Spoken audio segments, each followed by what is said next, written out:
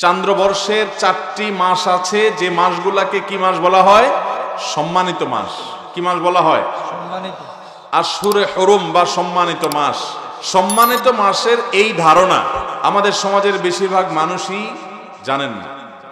আমরা রমাদান মাস সম্পর্কে জানি, রমাদান হলো বছরের মধ্যে সবচাইতে সেরা এবং শ্রেষ্ঠ মাস। রমাদানের পর অন্য সাধারণ মাসের তুলনায় বিশেষ মর্যাদা এবং বিশেষ সম্মান আল্লাহ তাআলা দিয়েছেন 4টি মাসকে। সে বিষয়ে বুখারী মুসলিম বর্ণিত আবু বকর রাদিয়াল্লাহু তাআলা আনহু থেকে একটি হাদিস বর্ণিত হয়েছে। তিনি বলেছেন যে নবী করিম সাল্লাল্লাহু আলাইহি ওয়াসাল্লাম ইরশাদ করেছেন যে আস-সানাহ 12 শাহরা, বছর 12টি মাসে হয়, এর মধ্যে থেকে 4টি মাস আছে যে মাসগুলোকে আল্লাহ তাআলা সম্মানিত মাস হিসেবে ঘোষণা করেছেন।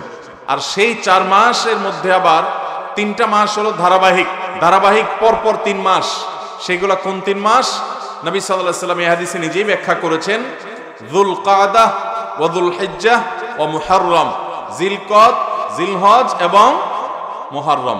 এই 3টা বাই সিরিয়াল ধারাবাহিক মাস।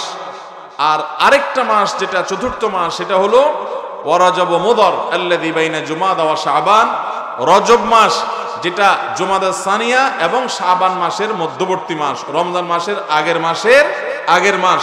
এটা হলো চতুর্থ সম্মানিত মাস। তাহলে মোট সম্মানিত মাস কয়টা হলো?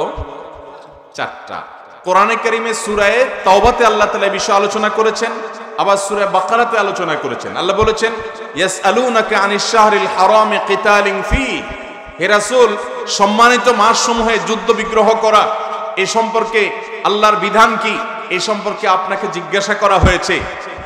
মানুষেরা জিজ্ঞাসা করেছে আপনাকে, কুল কিতালুন ফিহি কাবীর, আপনি জবাবে বলে দিন এই সম্মানিত মাসগুলোতে যুদ্ধ বিগ্রহ করা এটা মহাপাপ, অনেক বড় অপরাধ, এটা গুনাহ। এই মাসগুলোতে যুদ্ধ বিগ্রহ আল্লাহ তাআলা নিষিদ্ধ ঘোষণা করেছেন, জায়েজ নাই, কারণ এই মাসগুলোকে আল্লাহ তাআলা সম্মান দিয়েছেন। মোহতারাম হাজরিন, আমরা যে মাসটাতে এখন অবস্থান করছি, এই মাসটা হলো সেই সম্মানিত 4 মাসের একটা মাস। এই মাসটার নাম কি মাস? জিলকদ মাস। এটি সম্মানিত 4 মাসের একটা মাস। এখন এই মাসটা যে সম্মানিত মাস, সে সম্পর্কে আমরা বেশিরভাগ মানুষ জানি না। আর যদি আমরা কেউ জানিও, কিন্তু এই মাসটা যে সম্মানিত মাস সে সম্পর্কে আমাদের ধারণা, সে সম্পর্কে আমাদের কনসেপ্ট, সে সম্পর্কে আমাদের সচেতনতা বা এই মাসকে সম্মান দেওয়া মানসিকভাবে, দুঃখজনক বাস্তবতা হলো এই আমলটি আমাদের সমাজে বেশিরভাগ মানুষই করার সুযোগ পান না। মোহতারাম হাজরিন, কোরআন যে বিষয়ে একাধিক জায়গায় আলোচনা করেছে, নবী সাল্লাল্লাহু আলাইহি সাল্লাম যেখানে এই 4 মাসের ব্যাখ্যা বিশ্লেষণ তার হাদিসে করেছেন, সাহাবায়ে কেরাম এই মাসগুলো সম্পর্কে বিভিন্নভাবে জিজ্ঞাসাবাদ করেছেন। কোন খুচরা বিষয় নিয়ে কোরআনে এত দীর্ঘ আলোচনা, হাদিসে এত দীর্ঘ বিস্তারিত আলোচনা, সাহাবীদের এত প্রশ্ন এবং প্রশ্নের উত্তর আল্লাহর তরফ থেকে, এটা কোনো খুচরা বা ছোটখাটো কোনো বিষয় সম্পর্কে হওয়া সম্ভব। তাহলে বোঝা গেল এই মাসগুলোর সম্মান এটা আল্লাহ তাআলা দিয়েছেন একজন মুসলমান হিসেবে, আল্লাহর প্রতি ঈমান আনয়নকারী বান্দা হিসেবে, কোরআনে বিশ্বাসী মানুষ হিসেবে আমাদেরকে এই মাসগুলোর সম্মান দিতে। এখন প্রশ্ন হলো এই মাসগুলোর সম্মান কিভাবে দিবেন?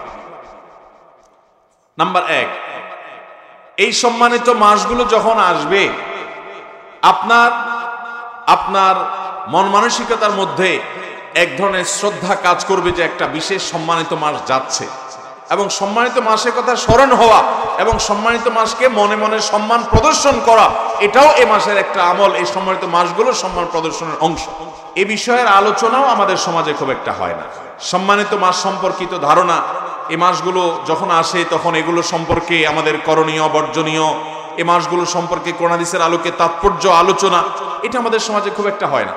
এখন থেকে আসুন আমরা নিয়ত করে নেই, আমার জীবনের প্রতি বছর যখন রজব মাস আসবে, যখন জিলকদ, জিলহজ, মুহররম এই 3টা মাস অতিবাহিত হবে, এই সময়গুলোতে আমরা আল্লাহর দেওয়া সম্মানিত মাস যাচ্ছে এই কথা মাথায় রেখে এই মাসগুলোর প্রতি মনে মনে সম্মান প্রদর্শন করব ইনশাআল্লাহ। এটা 1 নম্বর কাজ। নাম্বার 2, এই মাসগুলোতে আমাদের রুটিন যে কাজগুলো আছে, 5 ওয়াক্ত নামাজ অন্য মাসেও ফরজ, এই মাসেও 5 ওয়াক্তই ফরজ, অতিরিক্ত কোনো ওয়াক্ত নাই। অতিরিক্ত কোনো নামাজও এই 4 মাসে পড়ার জন্য নির্দেশ করা হয় নাই, 5 ওয়াক্তই। এবং অন্যান্য মাসে যে সমস্ত ফরজ বিধানগুলো আমাদেরকে মেনে চলতে হবে, সম্মানিত মাসগুলোর সম্মানার্থে সেই ফরজ বিধানগুলোকে একটু বিশেষ গুরুত্বের সাথে করুন।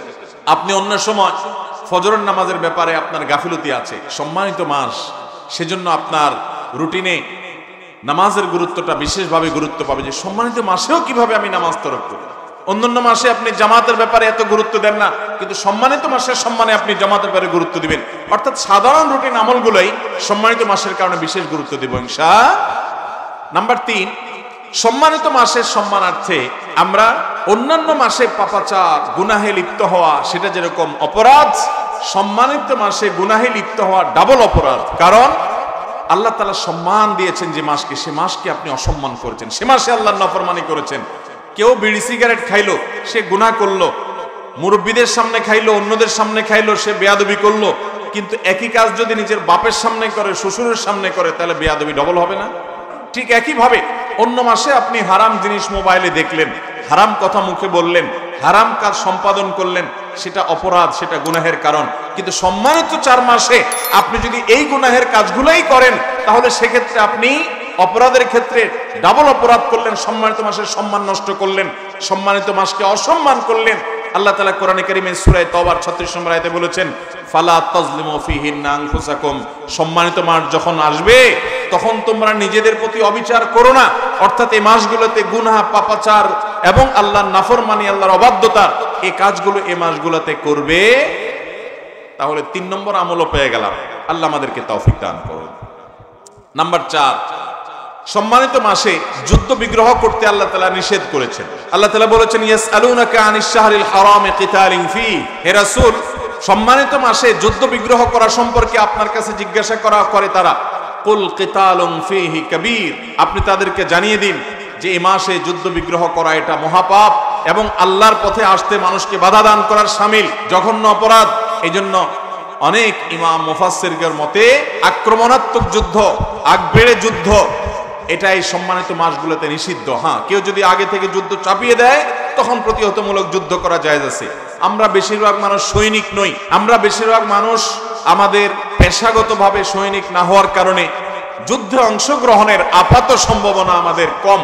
কিন্তু একজন মুসলমান হিসেবে মিনি যুদ্ধ যেগুলো আছে, মিনি যুদ্ধ মানে ঝগড়াঝাটি, গন্ডগোল, ফাসাদ, মারামারি, সম্মানিত মাসের সম্মানার্থে সেই কাজগুলো আমরা পরিহার করার চেষ্টা করব।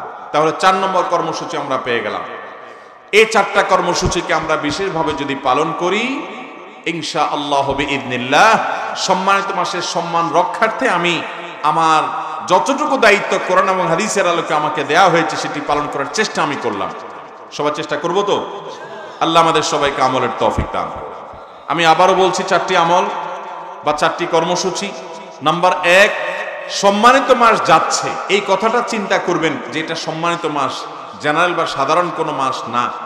অন্য মাসের চাইতে এই মাসের পার্থক্য হলো এই মাসকে আল্লাহ কোরআনে সম্মান দিয়েছেন, নবী সাল্লাল্লাহু আলাইহি ওয়াসাল্লাম তার ব্যাখ্যা দিয়েছেন। অতএব এই মাসটা সম্মানিত মাস হিসেবে মনে মনে এই মাসের প্রতি আমার সম্মান প্রদর্শন করব, সম্মান আমি ধারণ করব, লালন করব আমার মনে মনে। এটা হলো 1 নম্বর কাজ। দ্বিতীয়ত, অন্য সময় যে আমলগুলো আমি করি সম্মানিত মাস দেখে সে আমলগুলোকে বিশেষ গুরুত্বের সাথে করব। ফরজ নামাজগুলোকে আরো বিশেষ গুরুত্বের সাথে করব, কারণ সম্মানিত মাস যাচ্ছে। আর তৃতীয়ত, অন্য সময় যে সমস্ত গুনাহের কাজ করেন সম্মানিত মাসের সম্মানে সেই গুনাহের কাজগুলো ছেড়ে দিবেন।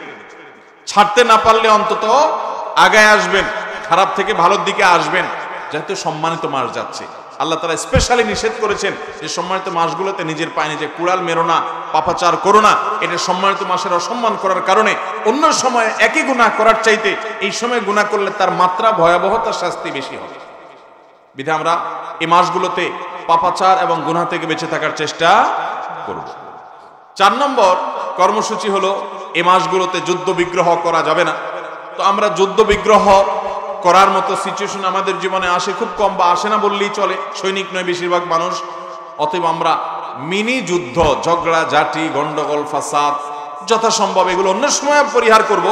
সম্মানিত মাসের সম্মানে এগুলো আমরা যথাসম্ভব পরিহার করে চলব, চেষ্টা করব তো ইনশাআল্লাহ। আল্লাহ তাআলা আমাদের সবাইকে সম্মানিত মাসের এই ধারণা, এটা আমাদের ভেতরে ধারণ করা, জীবনের তরে এটাকে মাথায় গেঁথে নেওয়া এবং কর্মসূচিগুলো পালন করা, অন্যদের মাঝে এই সম্মানিত মাসের কনসেপ্টের দাওয়াতকে পৌঁছে দেওয়ার তৌফিক দান করুন।